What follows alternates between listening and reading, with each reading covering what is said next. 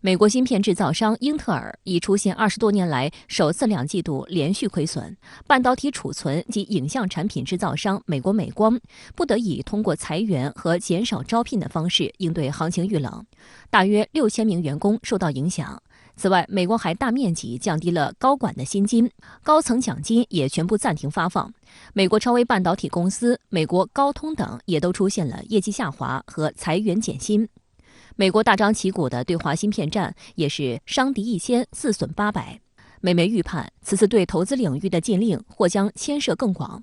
据统计，在华投资兴业的美国企业超过7万多家，年营业额7000亿美元，利润达500亿美元，双边投资存量达2400亿美元。美国乔治敦大学智库发布的报告显示，2015年至2021年，美国投资者包括芯片制造商英特尔和高通，在中国人工智能公司的投资中占近1/5，交易总额达402亿美元。在这个芯片制造设备这样一个市场上美国的这个企业有30%到40%的销售额是销售到中国市场的，这个禁令呢会导致它的销售额大幅度的减少。另外呢，我们说不光是销售额减少它利润会减少，因为科技企业它的研发投入主要是依靠利润的，利润缩小，那它会使得它的这个研发投入不断的这个缩水，这样的话呢会抑制它的技术进步，而技术进步遭到抑制之后，那这个科技企业可以说就没有生命力和创新力了。除了影响投资和营收，大批企业员工的工作和生活也在美政府的大棒下受到冲击。去年10月，拜登政府就出台措施，禁止美国公民为中国芯片制造商工作。随后，相关企业只能将人员转移。美国应用材料公司、范林集团、科磊公司等就只得把相关员工调回本土或转派到东南亚。中国人民大学国家发展与战略研究院研究员王孝松对深圳卫视表示，美国推行禁令也是对市场规则的破坏，对自身形象和威信的再度损毁。他一直标榜自己是自由主义的捍卫者，认为自己是市场经济的一个践行者。但是呢，我们看到他现在抛出的这些禁令也好，这些措施也好，实际上呢是非常严重的这样的一个保护主义、单边主义，并且呢，他把一个科技的发展给它政治化、武器化、阵营化，实际上呢，他就违背了自己是市场经济的捍卫者的这样的一个形象。那么他在国际社会上的威信和地位将会大打折扣。此外，荷兰、日本、德国、韩国等国也直接或间接地受到反噬和损伤。全球光刻机巨头荷兰阿斯麦控股公司已警告，禁止向中国出口半导体制造设备可能导致半导体价格上涨。而阿斯麦的供应商德国蔡司公司和通快集团也被连累。蔡司年营业额的1/3来自半导体业务。该公司担心，如果未来阿斯麦的销量因为失去中国业务而减少，那蔡司也必将受到拖累。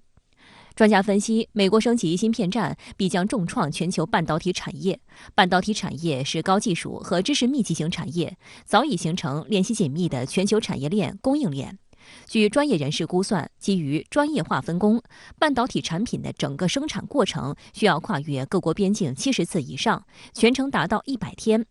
尽管美国半导体产业基础较强，但在制造能力，特别是先进制程工艺上较为薄弱，严重依赖东亚地区。即便美国极力引导先进芯片产供链转向美国主导的小圈子区域化发展，但全球半导体相关产业的地区分布和相互依赖局面很难被改变。其中，足量且合格的工程师就是半导体产业中不可或缺的一部分。台积电总裁魏哲嘉曾表示，具备基本能力的工程师需要8年的培训才能在台积电的工厂工作。东京大学教授黑田中宏也曾指出，打造芯片产业的下一阶段需要的不仅仅是资金和摩尔定律，我们需要更多的人才。经贸合作是中美关系的压舱石和推进器。在美国对华发动贸易战的背景下，2022年美国和中国货物贸易总额仍达6906亿美元，创历史新高。国际观察人士认为，尽管美国政府对中国输美商品加征关税、设置限制，少数美国政客鼓吹中美经济全面脱钩，但中美两国经贸往来仍然密切。美国企业和消费者用实际行动对脱钩论说不。我认为呢，前景还是非常光明的。贸易呢，它是一种这个市场的行为，它是哪里有市场，那么货物流、现金流就会去哪里。所以我们看到中美的贸易额不断的创新高，那是因为中美两国之间的这个产品和贸易的互补这样的一个结构啊，非常的明显。这是市场力量决定的，是任何的政策、政治手段都无法割裂的。相关话题来连线特约评论员管瑶，管先生您好。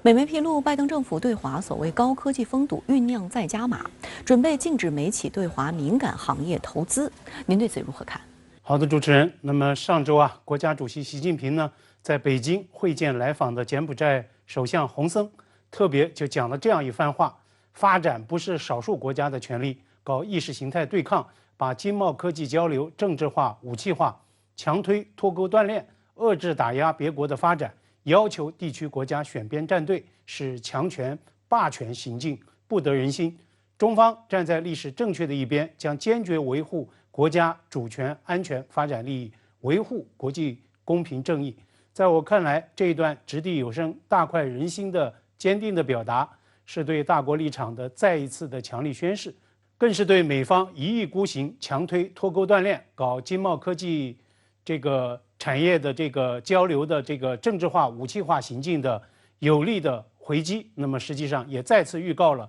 美方所谓脱钩断链行动的注定的结局。那么在芯片、人工智能等等尖端技术领域强行推动脱钩断链，把经贸科技交流政治化、武器化，这呢已经是拜登政府所谓对华全方位强势竞争战略的一部分，明确写进了去年公布的国家安全战略报告。那这份报告呢，将对华技术封锁作为美方3大主要竞争手段之一，声言呢将会瞄准中国在芯片制造、人工智能等领域利用最新以及未来技术的努力，实施严格的出口控制。我们从拜登政府上台以来，在高新技术领域的一系列动作来看，美方搞